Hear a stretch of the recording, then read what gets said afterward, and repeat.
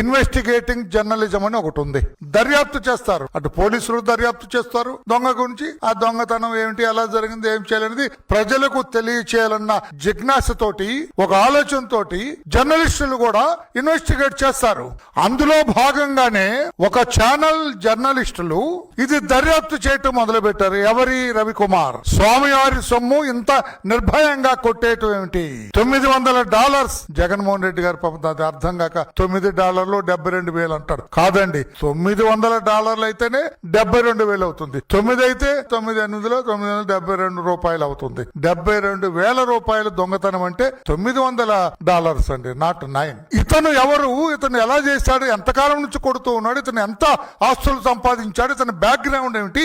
ప్రభుత్వంలో ఉన్న పెద్దలకి ఇతనికి సంబంధం ఏమిటని ఒక ఇన్వెస్టిగేషన్ స్టార్ట్ చేశారు. ఇన్వెస్టిగేషన్స్ స్టార్ట్ చేస్తూ చాలా మంది దగ్గరికి కొండ మీదకి వెళ్తున్నారు, కొంతమందితో మాట్లాడుతున్నారు, పెద్దలతో మాట్లాడుతున్నారు, పరకామణికి సంబంధించిన వాళ్ళతో చాలా మందితో మాట్లాడుతూ వాళ్ళ స్టేట్మెంట్స్ అవి రికార్డ్ చేస్తున్నారు, వీడియోగ్రాఫ్ చేసుకుంటున్నారు. జర్నలిస్టులు చేసే పని అది. ఇది ఇన్ఫర్మేషన్ కోసం ఆ జర్నలిస్టులు, ఆ ఛానల్ జర్నలిస్టులు రవికుమార్ దొంగతనం చేసిన అతన్ని కాంటాక్ట్ చేశారు. అతన్ని అడిగే ప్రశ్నలు అతన్ని ఇస్తున్నారు. అతని కూతురుతోటి మాట్లాడారు, అతని భార్యతోటి మాట్లాడారు, వాళ్ళు అతనికి సన్నిహితంగా ఉండే వాళ్ళతోటి మాట్లాడారు.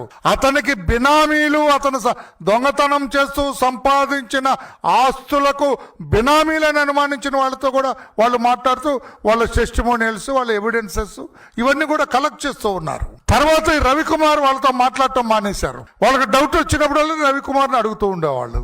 అడుగుతూ ఉంటే ఈ సమాచారం అక్కడ ఈ పరకామణి కేసులో లింక్ చేయబడిన చైర్మన్ గా వ్యవహరించిన, తర్వాత చైర్మన్ గా వ్యవహరించిన పెద్దలు కావచ్చు, ఇంకా ప్రభుత్వంలో ఉన్న పెద్దలు కావచ్చు, వీళ్ళందరూ కూడా ఈ జర్నలిస్టుల మీద ఒక కాన్స్పిరసీ కుట్ర చేశారు. వీళ్ళేదో తిరుగుతున్నారు, చాలా ఇన్ఫర్మేషన్ కలెక్ట్ చేస్తూ ఉన్నారు. ఇదే జరిగి ఇదే బయటకు వస్తే మన పరువు పోతుంది అనుకున్నారు, లేకపోతే ఇంకా నిజాలు బయట వస్తాయి అనుకున్నారు. ఆస్తులు ఎక్కడెక్కడ ఉన్నాయి?